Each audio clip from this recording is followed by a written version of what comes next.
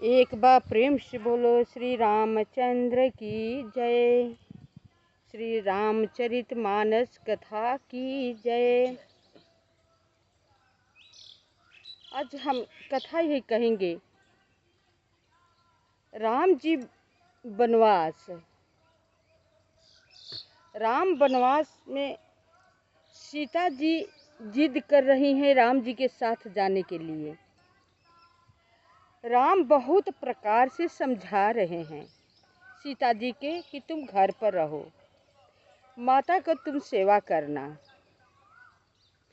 जब जब माता उदासीगी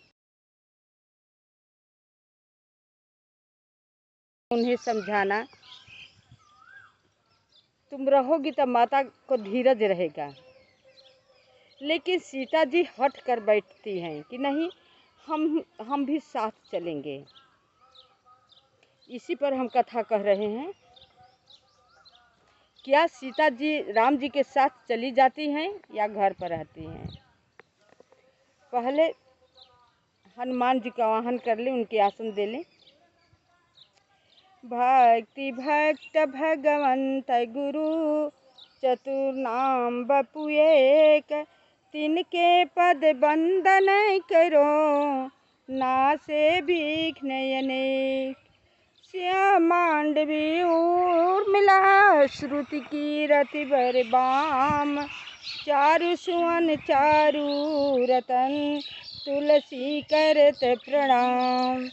भाषा तुलसीदास कृत कथा करो अनुसार, आसन लीजय हृदय महु आया हूँ पवन कुमार। मंगल भवन मंगल हारी, द्रवहु सुदशरथ अजिर बिहारी। मंगल भवन अमंगल हारी, प्रभु श्री राम जी मंगल भी करने वाले हैं और अमंगल को हरने वाले भी हैं। दोनों उनके हाथों में है। लेकिन हम लोग का पर अपने पर दुख आता है तो यही कहते हैं कि भगवान ने मेरा बनते बनते काम को बिगाड़ दिया। लेकिन भगवान का राज्याभिषेक होते होते एक ही रात में खलबली सी मच गई। उनका राज सिंहासन राज्याभिषेक होते होते काम इतना बुरी तरह से बिगड़ गया, इतना बुरी तरह से बिगड़ गया कि ऐसी विपत्ति तो हम देखते हैं कि किसी पर नहीं पड़ी है। वो अपना मंगल क्यों न हरे। बस यही कहते रह गए कि विधाता के जो होनी है होकर रहती है, इसमें किसी का हाथ नहीं है। जो होने को होता है वो किसी के बस की बात नहीं है। यही इसी को होनी कहते हैं। ये होनी किसी को नहीं छोड़ती है। जब जिस पर होने को होता है, आप लाख उपाय करिए, लाख कोशिश करिए, वो जो होने को होगा तो होकर ही रहेगा। वही हाल राम जी के घर में हो गया। राम वनवास, राम जी वन को जा रहे हैं। इधर माता कौशल्या जी पूरी तैयारी में जुड़ी हुई हैं। राम का इंतजार कर रही हैं कि कम राम, इतना दिन चढ़ आया, राम अभी तक आए नहीं। उनका मीठा मुंह करा दे तब पिता के पास जाएंगे। राम खुद ही पिता के पास जाकर के खड़े हैं, खड़े खड़े सोच रहे हैं। राजा दशरथ जी का ना तो जबान से कुछ कहते बनता है और न उनकी स्थिति तो ऐसी हो गई है कि जैसे सांप छुछुंदर को निगल ले तो न उगलते बनता है न खाते बनता है। वही हाल राजा दशरथ जी की है। राजा दशरथ जी सोच रहे हैं कि राम किसी प्रकार न जाएं। राम कह दें कि हम वन को नहीं जाएंगे, लेकिन राम तो खुद ही वन जाना चाह रहे हैं। एक माध्यम, एक जरिया बना रहे हैं कि कोई तो कहे तो मैं बन कर जाऊं। राजा दशरथ जी ही उसी समय कहे हैं शंकर जी से कि आशुतोष तुम औढ़ दानी, आरती हरहु दीन जन जाने। राजा दशरथ जी शंकर जी से को मना रहे हैं, कह रहे हैं कि हे शंकर जी, आप दीनों पर दया करने वाले हैं, आरत को हरने वाले हैं। हे शिव जी, हे औढ़ दानी, आप मनवांछित वरदान देने वाले हैं। आप ऐसा कीजिए कि मेरे राम वन को न जाए। ये क्या पता था राजा दशरथ जी को कि खुद शंकर जी या देवता सब मिलकर चाह रहे हैं कि राम जी वन को आए। जिसे वो पुकार रहे हैं खुद ही स्वयं चाह रहे हैं कि राम वन को जाएं। जिस राम को रखना चाह रहे हैं वो राम खुद ही चाह रहे हैं कि किसी न किसी तरह हम वन को जाएं। राजा दशरथ जी के क्या पता था।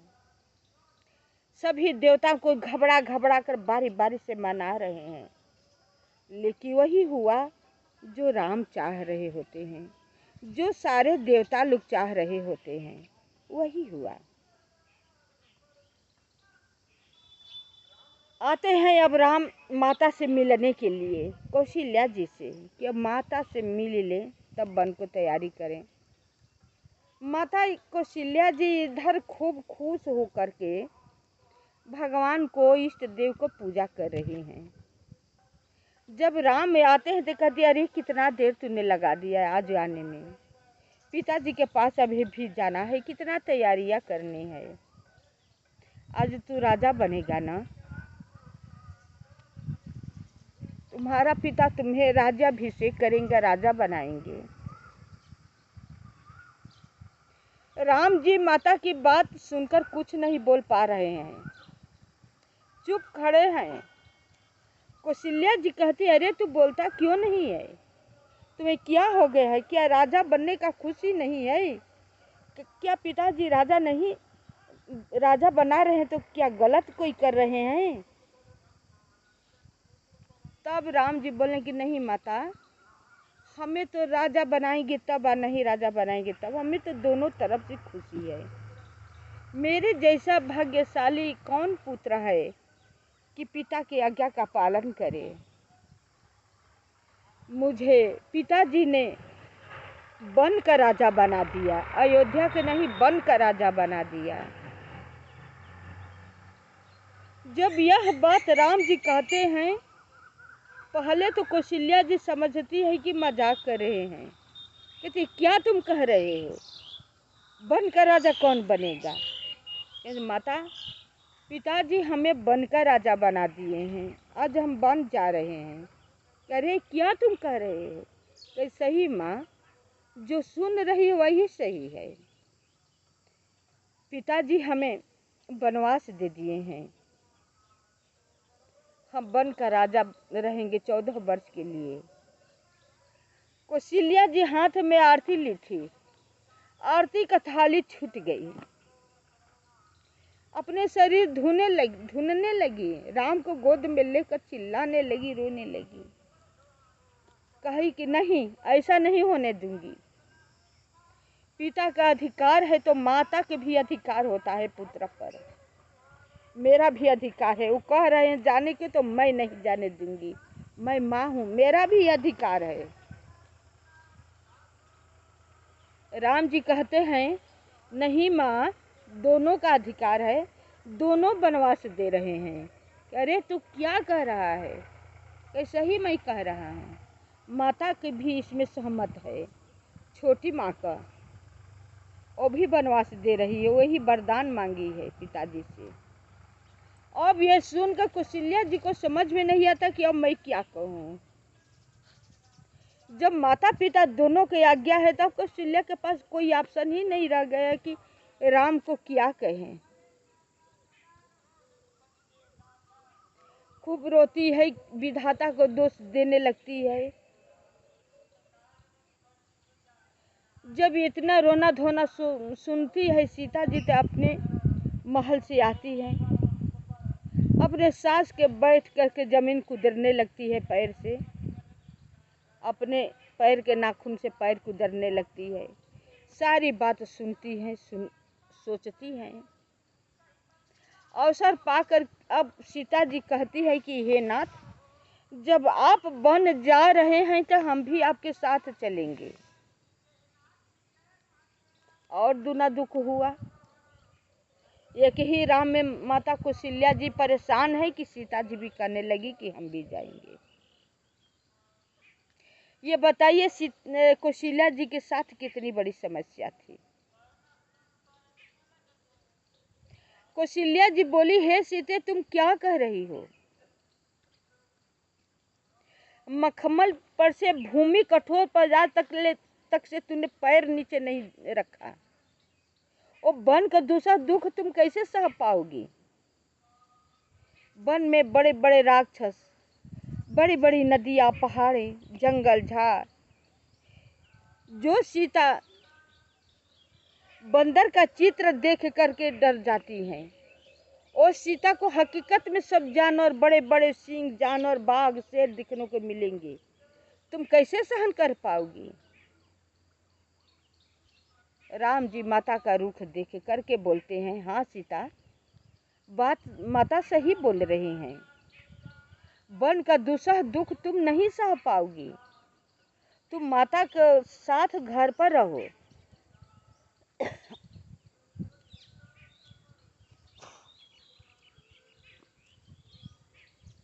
केवल 14 वर्ष की तो बात है।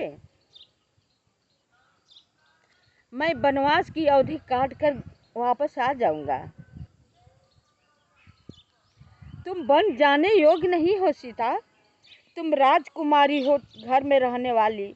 कहाँ वन का दूसरा दुख? तुम वन का दूसरा दुख नहीं सह पाओगी। सीता जी संकोचवश वहीं पर सासू माँ थी, इसलिए वो ज्यादा नहीं बोल पा रही थी। धीरे से कहती हैं कि मैं वन योग्य नहीं हूँ। हे प्राणनाथ, क्या आप वन योग्य हैं? अब का समय हो गया है वन जाने का। आप कह रहे हैं कि 14 वर्ष की तो बात है, मैं वापस आऊंगा।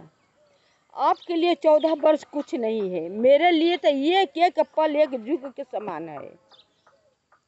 नहीं, मैं रह पाऊंगी। मैं आपके साथ ही चलूंगी।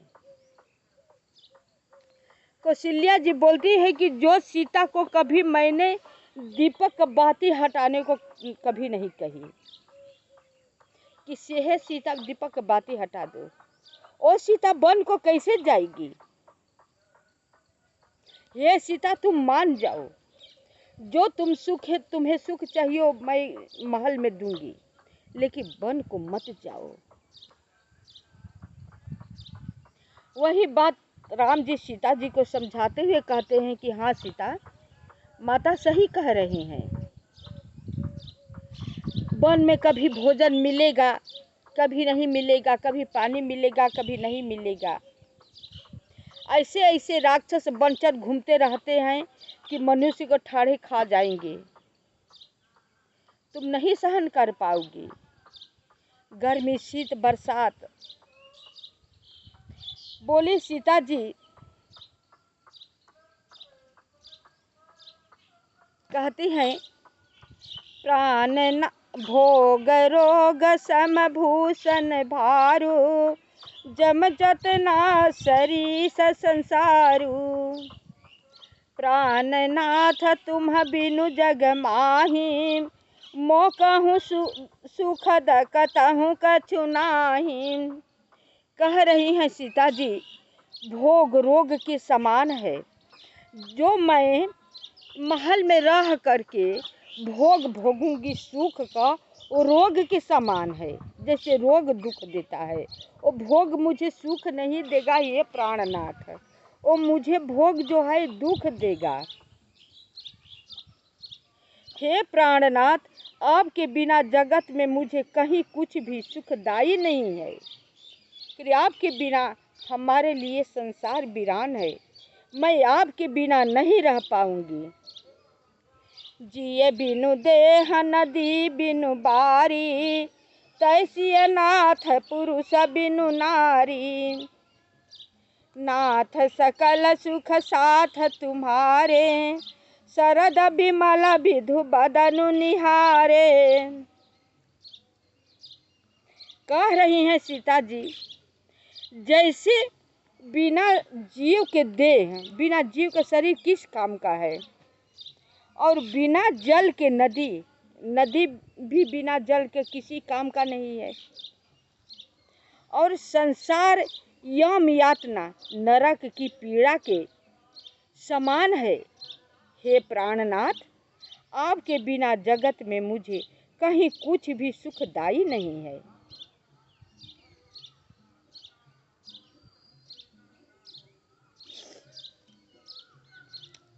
हे नाथ, आपके साथ रहकर, आपका शरद पूर्णिमा के निर्मल चंद्रमा के समान मुख देखने से मुझे समस्त सुख प्राप्त होंगे।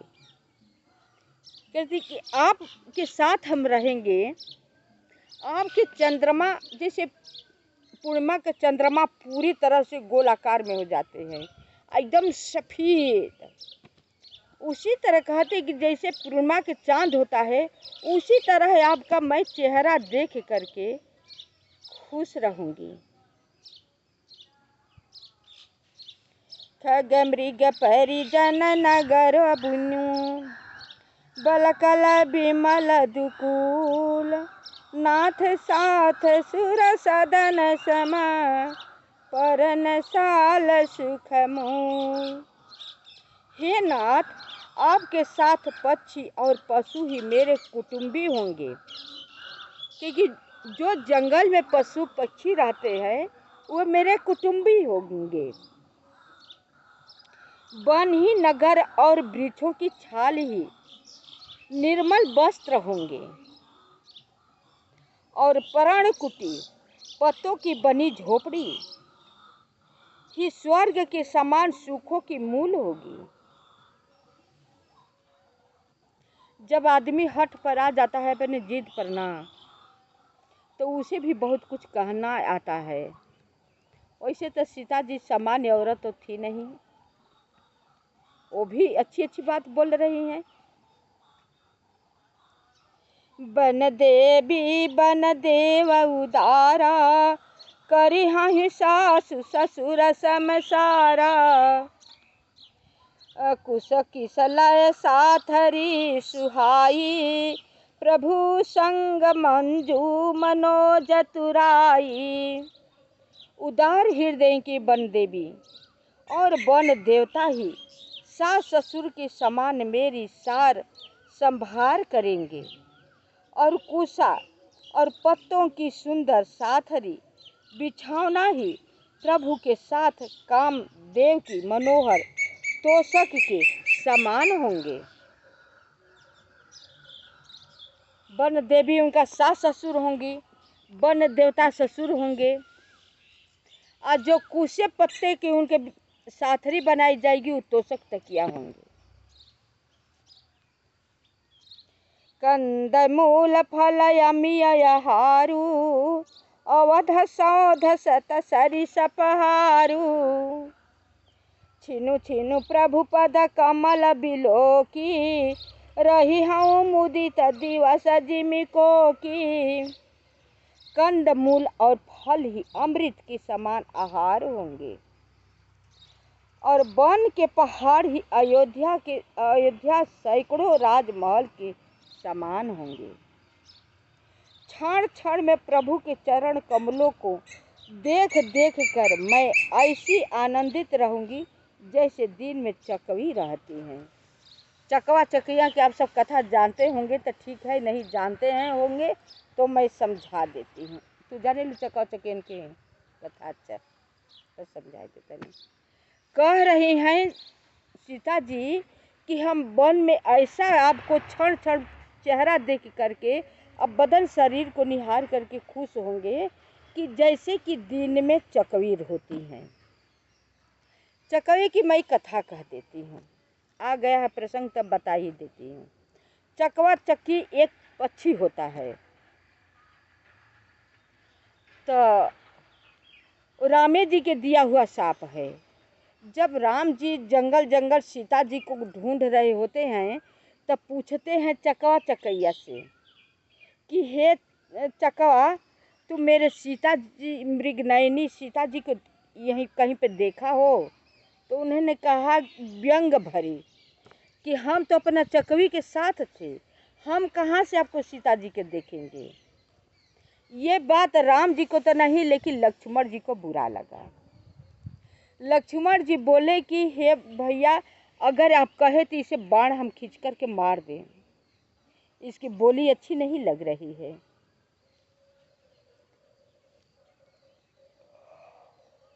राम जी बोले कि हे भैया, क्यों मारोगे, जीव हत्या करोगे, खुद ही हम लोग दुखी हैं।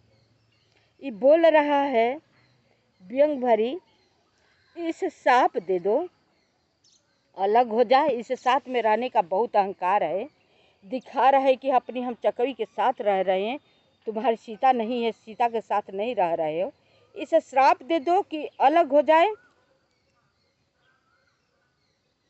तो लक्ष्मण जी श्राप दिए कि दिन भर तुम अपनी चकवी के साथ रहना और रात के समय अलग हो जाना। तो चकवा चकवी दिन भर बहुत खुश होते हैं, और जे ही सांझ हो जाते हैं, अन्याय से किसी तरह उन लोगों का संग भी छूट जाता है, अलग हो जाते हैं।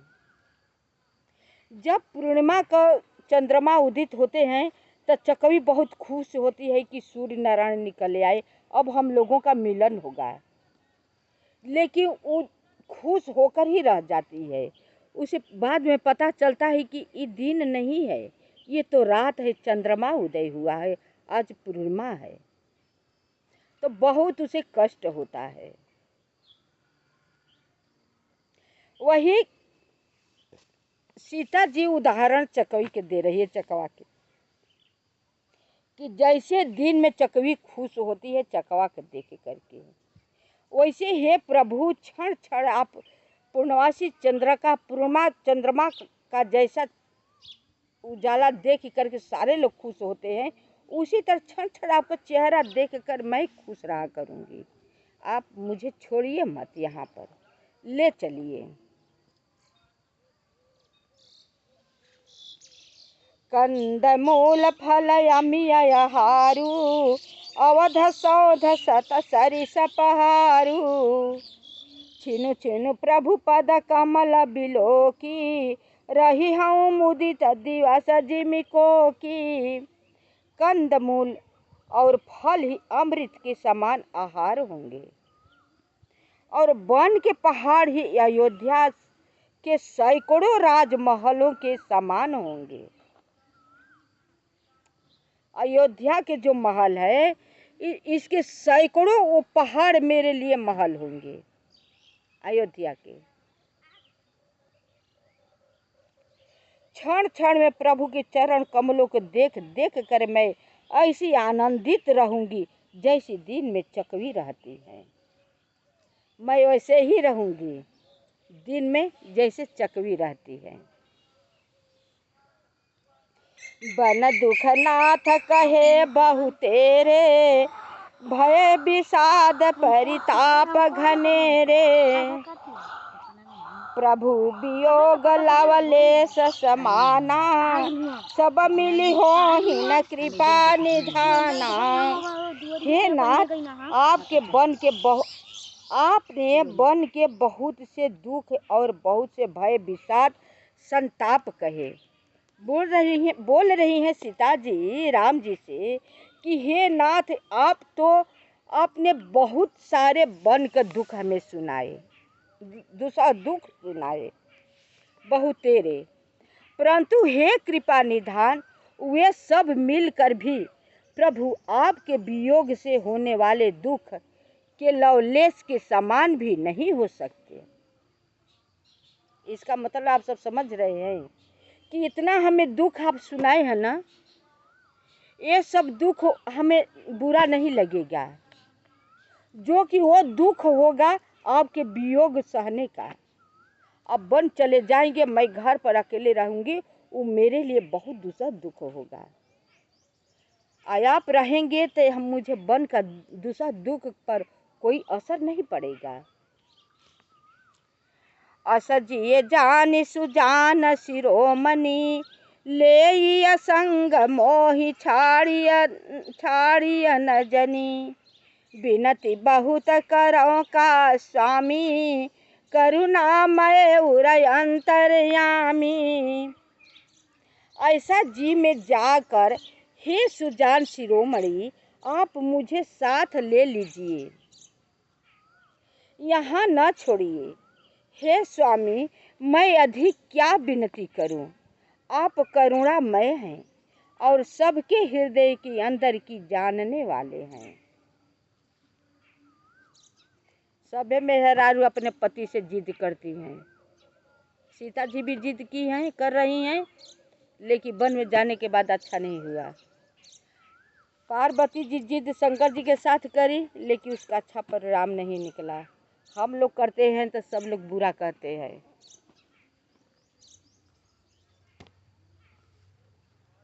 राखी अवध जो अवधि लगी, रहत न जानी यही प्राण।